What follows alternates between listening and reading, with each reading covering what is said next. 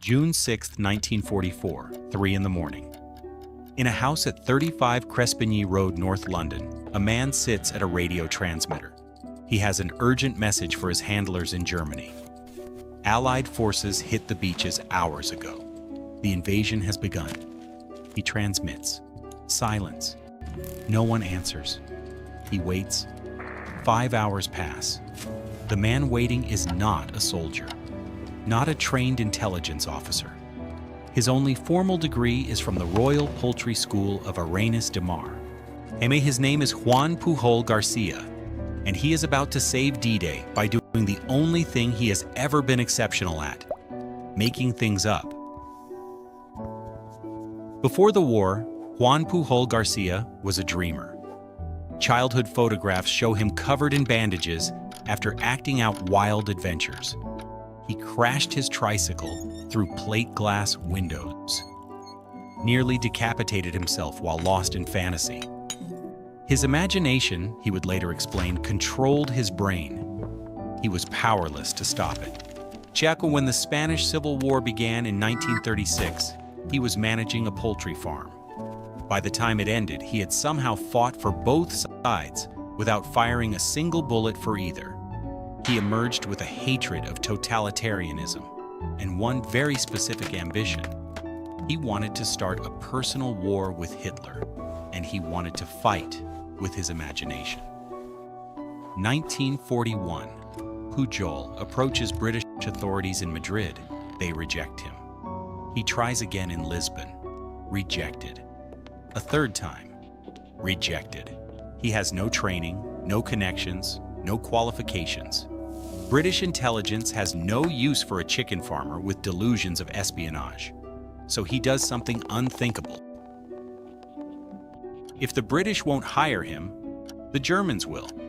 He contacts Friedrich Knapperady, an Abwehr agent in Madrid, sells himself as a Spanish fascist sympathizer willing to spy in Britain. The Germans believe him. They train him. Invisible ink, code book, 600 pounds in expenses. They send him to London. Why, he goes to Lisbon instead. He checks into the Hotel Palacio in Estoril.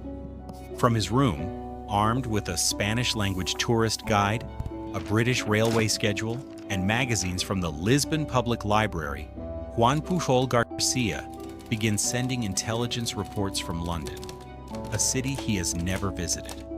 The reports are detailed, confident.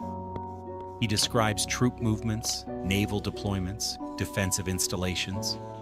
He itemizes his expenses in pounds, shillings, and pence, a currency system so complex he can't actually total the amounts. He just lists them and promises to send the sum later. He tells them his contact in Glasgow would do anything for a liter of wine.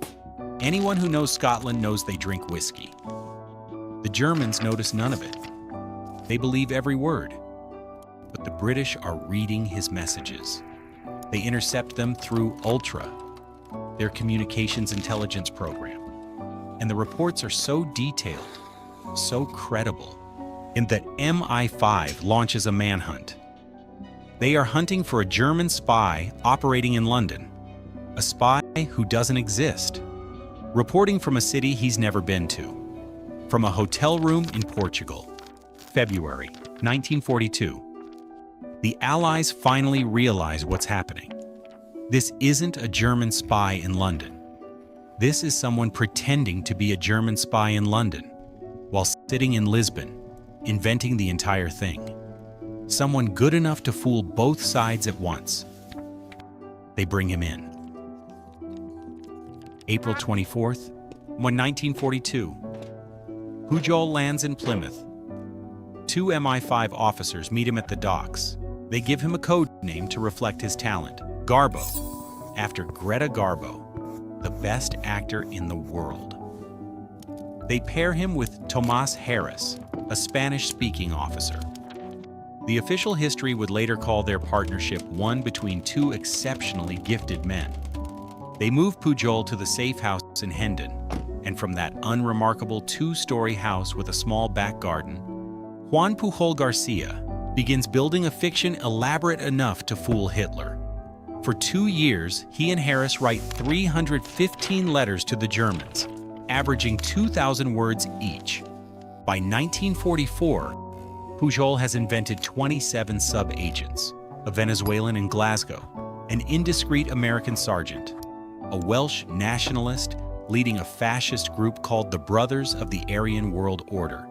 When an agent makes a mistake, Pujol kills them off. He plants fake obituaries in British newspapers. The Germans send condolences to widows who never existed. Between January and June 1944, Pujol sends over 500 radio messages. Some days, more than 20. The Germans trust him completely. Pay him the equivalent of more than $6 million today. They have no idea that every single person in his network is imaginary, that every report is a lie he and Harris wrote in Hendon. But the pressure is taking a toll. His wife, in Araceli, helped him approach the British, moved to London with him. Now she's homesick, isolated, trapped in a safe house while her husband transmits lies to Germany. By 1944, she's had enough.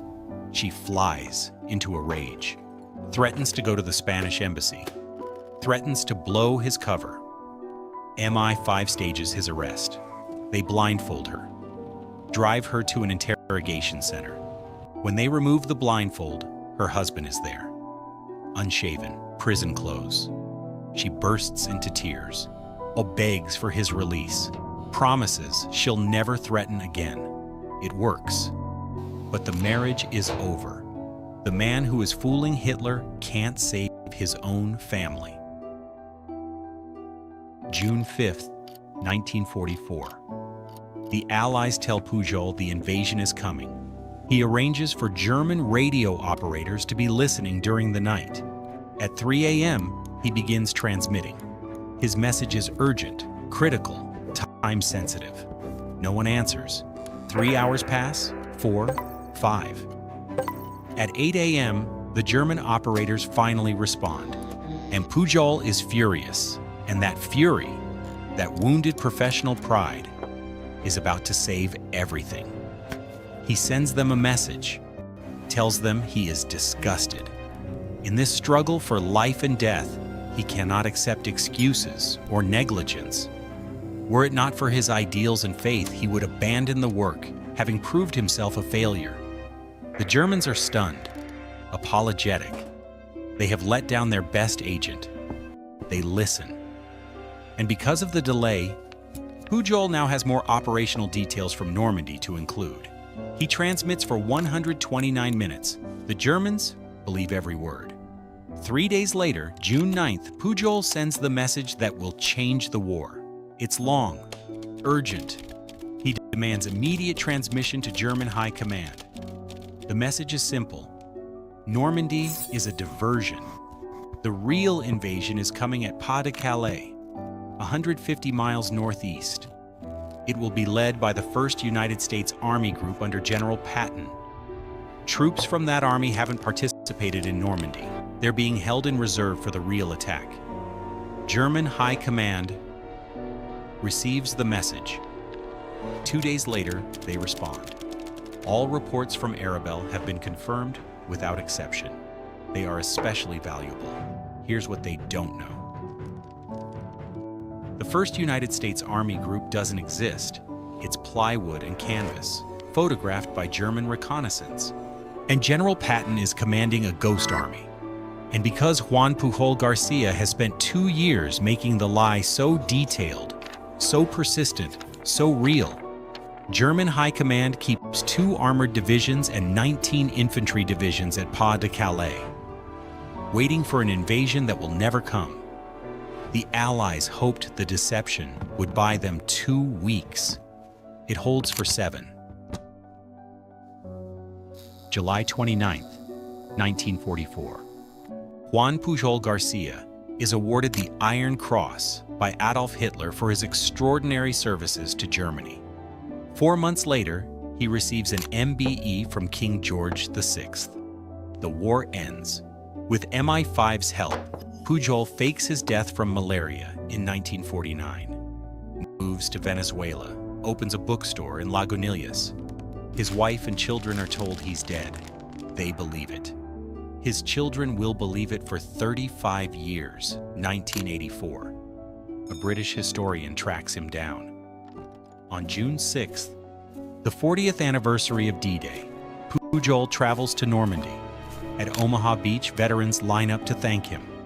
Then he visits the graves of those killed in the landings. He weeps, tells them he didn't do enough. Juan Pujol Garcia died in Caracas in 1988. He is buried in Choroní, Venezuela, in a small cemetery inside Henri Pittier National Park by the Caribbean Sea. His gravestone reads, Juan Pujol Garcia, February 14th, 1912, October 10th, 1988. Remembered by? And then the inscription ends. Remembered by whom? By the Germans, who never knew they'd been fooled? By the British, who gave him an award and let him disappear?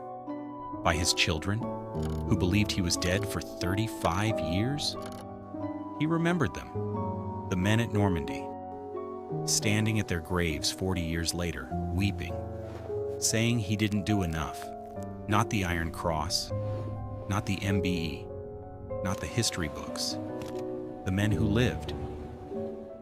That's what a chicken farmer with nothing but imagination spent his life carrying. The weight of the lives he saved, and the belief, forever, that it wasn't enough.